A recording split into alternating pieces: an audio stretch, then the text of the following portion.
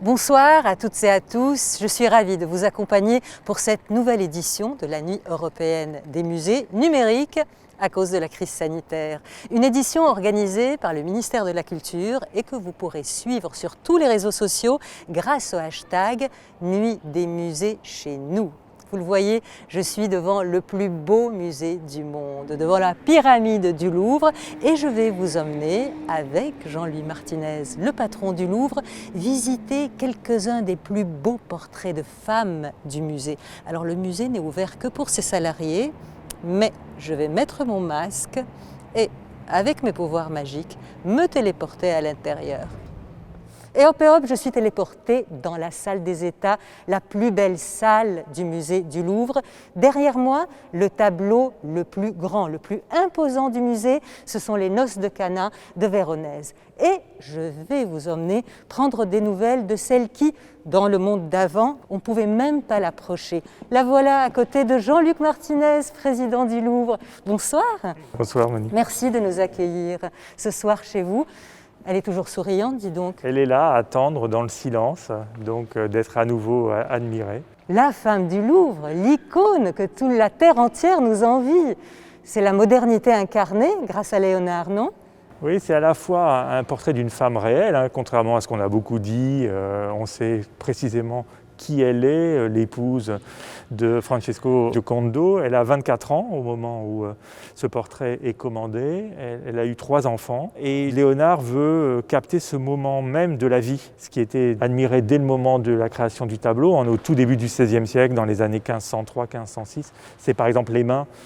Et on a le privilège là, de pouvoir s'approcher, regardez, c'est la vie même qui palpite. Et ce sourire qui est comme un rébut, puisque son mari s'appelait Monsieur Sourire. Donc en fait, elle s'appelle Madame Sourire. Et en même temps, c'est un moment fugace, parce que le sourire, c'est une expression éphémère. Est-ce qu'elle a de tout temps été célèbre ? Elle était très célèbre dès la création, au point qu'elle n'a jamais été livrée à son commanditaire. Léonard est resté avec ce tableau, l'a emporté en France et l'a d'ailleurs continué à y travailler dans les années 1510. Il est mort donc en France en 1519. Donc elle était déjà très très célèbre. Elle est restée célèbre et citée tout le temps du XVIIe, XVIIIe siècle. Mais c'est vrai que le vol en 1911, donc au début du XXe siècle, a contribué à sa renommée parce que là, c'est devenu un phénomène médiatique à partir du XXe siècle. Alors, la terre entière, je venais de le dire, est venue se prosterner à ses pieds, de Jackie Kennedy à Beyoncé. On ne va pas tous les citer parce qu'on a besoin de 3 jours. Elle a beaucoup voyagé ou pas ? Elle a assez peu voyagé, donc c'est André Malraux qui, dans les années 60, a voulu en effet qu'elle puisse voyager. Elle est allée donc aux États-Unis et de manière très exceptionnelle, elle est allée au Japon. Donc voilà, très peu finalement de voyages. Elle ne voyagera plus ? Non, parce qu'on le voit d'ailleurs, quand on s'approche, on voit qu'au-dessus de son œil droit, il y a une fissure. C'est du peuplier, c'est du bois, un bois très fin, et que ce bois s'est fendu et est légèrement courbe. Donc voilà, elle est dans ce caisson climatique pour la protéger et pour que d'autres que nous puissent la voir un jour. Alors, Mona Lisa est la plus célèbre femme de Léonard, mais moi je vais vous emmener, Jean-Luc Martinez, voir ma femme préférée du monde. Ah bon ? C'est laquelle ? Mais oui, regardez, elle est juste là, lascive, offerte. Racontez-moi la grande odalisque d'Ingres. C'est la femme sublimée telle que Ingres la voit, à la fois une espèce d'imaginaire du harem, de rêve de femme offerte. C'est un tableau très très érotique. Avec son turban, ses bijoux, ses éventails et ses pieds divins. Alors il y a une autre, il n'a pas peint que des femmes nues, Ingres, bien qu'il ait peint beaucoup de femmes nues. Il a peint également des adolescentes. Et aussi un des grands chefs-d'œuvre du Louvre, c'est cette jeune fille. C'est le portrait de Caroline Rivière. Avec une attention très particulière au paysage. Le paysage est merveilleux à l'arrière. Et en même temps, une fraîcheur dans le dessin qui est incroyable.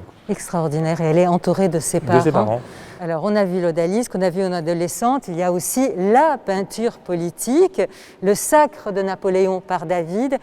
Ça a beau avoir pour titre le Sacre de Napoléon, on ne voit que Joséphine presque. C'est un tableau presque en hommage à Joséphine. Il y a Laetitia, la mère de Napoléon, qui n'était pas là, puisqu'elle ne voulait pas cette consécration pour sa belle-fille. C'est une vraie consécration de Joséphine, de ses filles qui tiennent l'arbre. Donc voilà, c'est le moment choisi par Napoléon. Il devait y avoir d'autres tableaux, avec Napoléon se couronnant lui-même, etc. C'est finalement le seul qui est resté et qui est le moment de consécration de Joséphine comme impératrice. Alors il y a des femmes de lettres également, Juliette Récamier, que David aussi portraiture. Alors il ne la montre pas dans son salon avec tous ses écrivains, ses hommes politiques, ses intellectuels, mais sur sa méridienne. C'est un tableau aussi superbe. On a une partie de ce mobilier de Madame Récamier qui est conservée au musée du Louvre, donc on peut venir voir aussi, qui est le meuble à l'antique. Elle a elle-même une robe à l'antique, une espèce de sobriété, presque de négligé très, très apprêté de la coiffure. Et elle se retourne avec une forme d'insolence. Extraordinaire. Et donc on va quitter la représentation du réel pour la mythologie, David encore et toujours, et les Sabines qui sont là, héroïques. Là, vous avez toutes les représentations de femmes. La mère qui protège l'enfant, la mère qui sacrifie l'enfant, et puis celle qui s'interpose avec ce mouvement presque théâtral. La vieille femme aussi qui montre sa poitrine, vous voyez, comme ça, et celle qui nous regarde, là, qui est la représentation de l'effroi qui est juste en face, et qui essaye de combattre ce monde d'hommes qui ne pensent qu'à s'entretuer, quoi. Alors tous ces portraits de femmes sublimes sont peints par des hommes. Quelle est la proportion des artistes femmes dans les collections du Louvre? C'est très difficile à savoir précisément parce que le musée du Louvre abrite beaucoup de cultures, de l'Antiquité, du Proche-Orient, de l'Égypte, de la Grèce, mais aussi du monde islamique pour lesquels les artistes ne signent pas. Donc nous ignorons tout simplement leur sexe.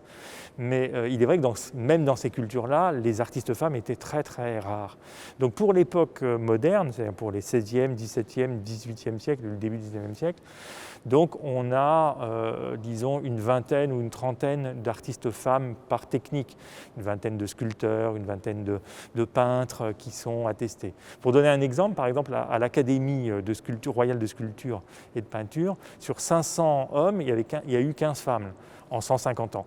Donc c'est vrai que les femmes étaient souvent, les artistes femmes étaient souvent des femmes de peintres ou de sculpteurs, étaient des filles de peintres et de sculpteurs parce que c'est finalement dans le milieu familial qu'elles ont appris leur métier. Donc tous les exemples célèbres donc d'Artemisia Gentileschi en passant par Madame Vigée-Lebrun par exemple. Donc son mari est peintre. Donc voilà, donc c'est souvent comme ça que ces femmes ont pu faire carrière. Une des icônes féminines du Louvre, qu'on appelle d'une manière très affectueuse Vicky in the Sky, et qui est à la Victoire de Samothrace. Je sais que c'est votre chouchoute, la Victoire. C'est sans doute le monument le plus exceptionnel du Louvre, d'abord parce que le lieu est exceptionnel. Cet escalier, ces verrières et cette manière incroyable de mettre en scène ce monument qui pèse plus de 5 tonnes, qui mesure plus de 15 mètres de hauteur. Oui. Nous sommes dans la petite galerie. Quelle est la particularité de cette petite galerie? On a voulu rassembler ici, une fois par an, pour 10 mois, une espèce de condensé des œuvres. Et le thème cette année? C'est la figure d'artiste. Donc comment devient-on artiste et comment on est exposé. Et là, le premier tableau qu'on voit, c'est quoi? On retrouve justement le Louvre au XIXe siècle. On est là donc dans le Saint des Saints du musée, le salon carré. On y voit en effet beaucoup de représentations de femmes allégoriques, mythologiques, et on y voit surtout des visiteuses. Et surtout, je voudrais attirer votre attention sur les femmes artistes, parce que les voilà, ces femmes artistes. Au XIXe siècle, le musée était le lieu de l'émancipation. Ces femmes n'avaient pas accès aux ateliers du modèle vivant, pour des raisons de pudeur. Et donc là où elles venaient apprendre le dessin et la peinture, c'était au musée. Donc le musée était un des lieux de libération des femmes artistes. Alors on va parler d'autres femmes artistes. On est d'ailleurs venu pour l'une d'entre elles. Alors, on a rassemblé ici beaucoup de portraits d'artistes, les plus célèbres, Poussin, Rembrandt, Delacroix. Et puis il y a l'artiste avec un A majuscule, femme du XVIIIe siècle, Madame Vigée-Lebrun, le portraitiste de Marie-Antoinette, dans un tableau merveilleux où à la fois elle montre tout son art de la peinture, parce que derrière il y a un modèle très savant, ce sont les Vierges à l'enfant de Raphaël. Donc bien entendu le public d'amateurs sait qu'elle copie ça, et en même temps il y a à la fois ce goût pour l'enfant qui est caractéristique du XVIIIe siècle, et regardez quelle coloriste incroyable. Elle montre à la fois son talent de peintre, sa culture, sa référence à Raphaël, et elle ose faire du portrait et de la peinture d'histoire. Mais nous sommes venus ici pour admirer un tableau spécifiquement. Le voilà devant nous, c'est le portrait de Madeleine. Est-ce que vous pouvez nous parler tant du modèle que de l'artiste qui l'a peint? Alors, je suis très heureux que ce tableau devienne progressivement célèbre, parce que c'est en effet un tableau extraordinaire, Madame Benoît, qui expose ce tableau au Salon en 1800. Donc le Salon, c'est ce salon carré qu'on vient de quitter, qui tous les ans présente l'art contemporain au Louvre pendant plusieurs semaines, un événement gratuit, populaire, qui est le lieu de l'excellence. Et cette femme ose représenter donc un modèle vivant. Cette femme, Madeleine, dont on a retrouvé le nom récemment, était une ancienne esclave donc de la famille de ce peintre. Et elle pose ici comme modèle. Et regardez, elle sublime les codes de la peinture par à la fois le noir et le blanc, les couleurs froides à la fois du drapé et du fond, et donnant cette dignité, cette beauté à cette ancienne esclave qui se prénommait Madeleine. Et qu'avez-vous choisi de montrer à côté ?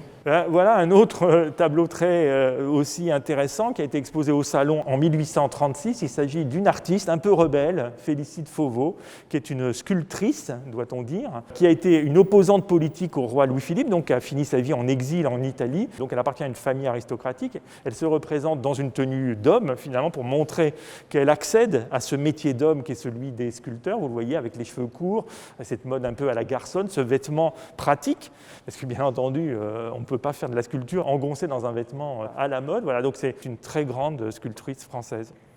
Jean-Luc Martinez, on a vu ce soir toutes sortes de femmes, je les ai notées. On a vu des bourgeoises, des odalisques, des adolescentes, des impératrices, des intellectuelles, des femmes mythologiques, des mères, des saintes, des héroïnes, des esclaves, des artistes.